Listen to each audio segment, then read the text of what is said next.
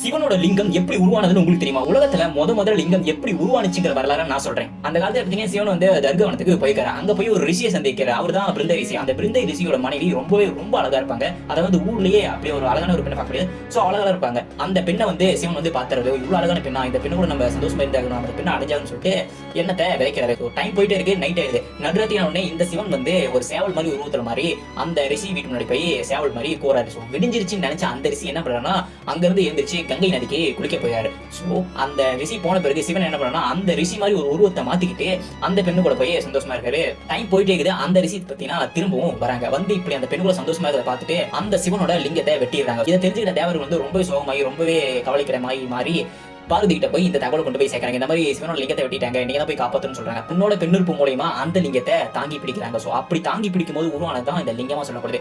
இந்த ஸ்டோரி வந்து லிங்கம் உருவானதுக்கான 2வது வரலாறு சொல்லப்படுது. சோ முதல் வரலாறு வந்து ஏகப்பட்ட கதைகள் சொல்லப்படுது. இது 2வது வரலாறு தான். பட் இந்த வரலாறு எந்த அளவுக்கு உண்மைன்னு தெரியல. இந்த வரலாறு பாத்தீங்கன்னா அருவருப்பான ஒரு வரலாறும் சொல்றாங்க. சில வந்து தெய்வீகமான வரலாறும் ஏத்துக்கிறாங்க. இது எந்த அளவுக்கு உண்மைன்னு சொல்லிட்டு கீழே கமெண்ட் பண்ணுங்க.